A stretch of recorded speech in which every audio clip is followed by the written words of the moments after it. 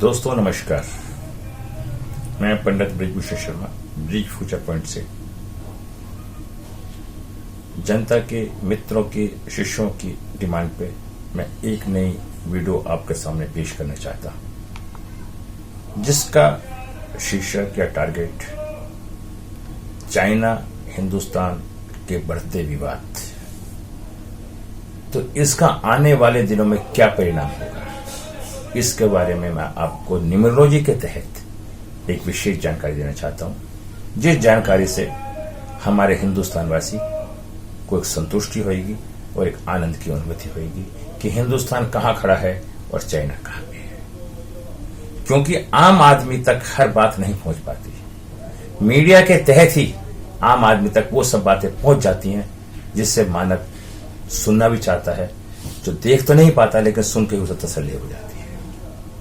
दोस्तों, इस कड़ी के तहत मैं बताना चाहता हूं, क्योंकि चाइना हमेशा से हिंदुस्तान के ऊपर किसी न किसी तरह का सीमाओं पर विवाद करता रहा है।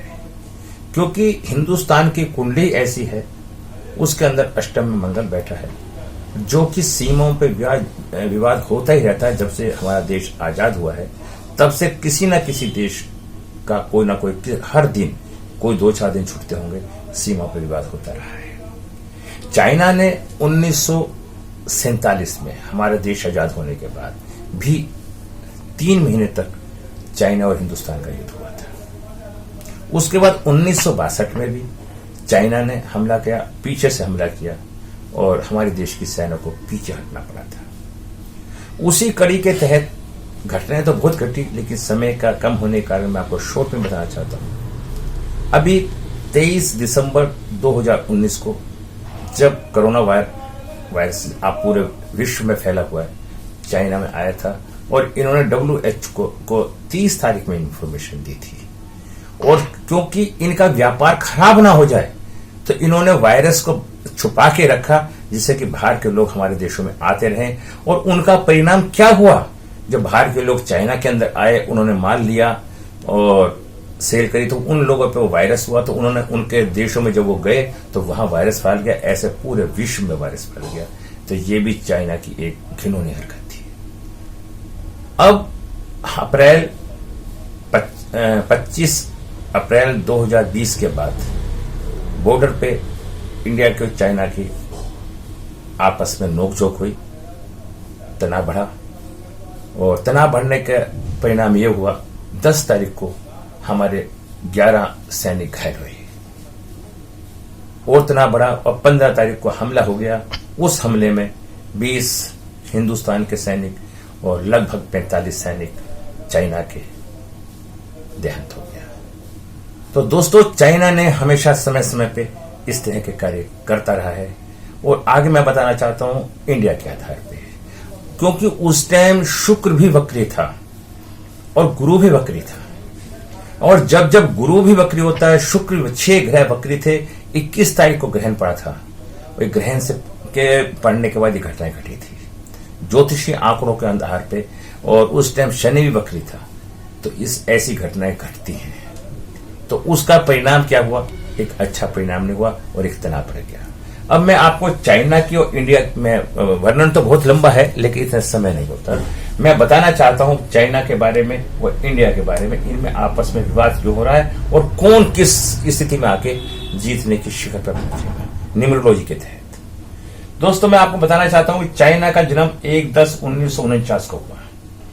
इसका जन्म हुआ जो इसमें जो इसके हमें एक पर्सनल ईयर और पर्सनल ईयर और इसका जो एज, इसके बारे में आपको बताता हूं। इसका जन्म 49 को हुआ।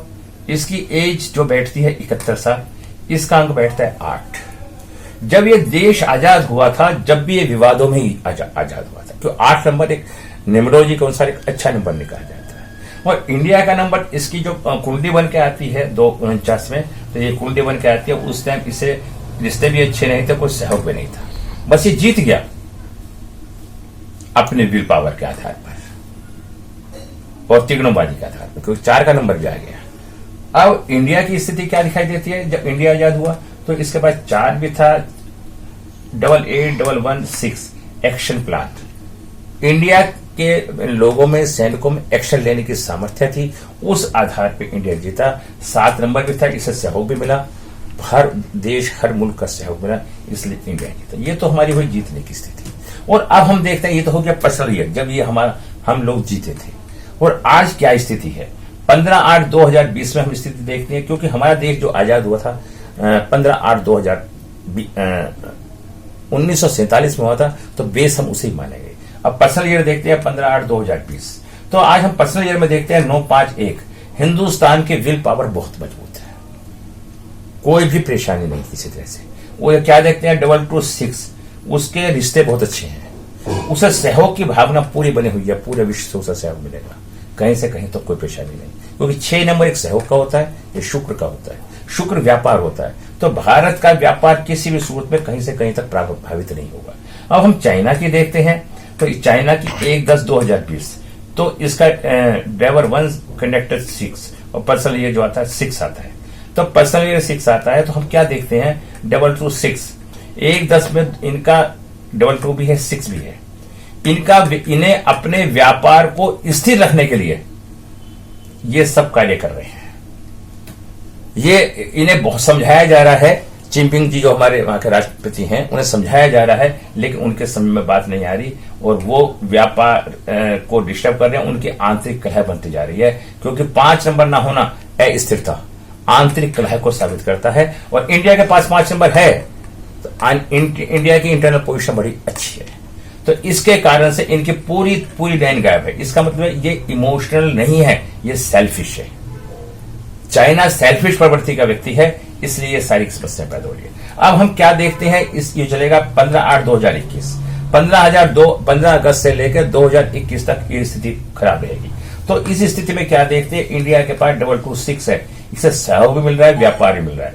और यहां पे हम क्या देखते हैं, चाइना के पास 6 नहीं है, तो ना इन्हें व्यापार मिल रहा, ना सहयोग मिल रहा, आंतरिक स्थिति खराब होती जा रही है। तो इस आधार पर हम ये कह सकते हैं कि मतलब चाइना की जो पोजीशन है वो खराब है। और देखिए 8522 आता है 2020 इसमें आता है, तो जब 852 आता है, तो इंडिया जो कार्यवाही कर रही है वो अपनी जमीन लेने के लिए कर रही है। ये जमीन का अंक होता है, अब ना कि वो दूसरे की जमीन कब्जा रही है, वो अपनी प्रॉपर्टी को लेने के लिए कर रही है। ये आतंकवादी घटना बन रही है।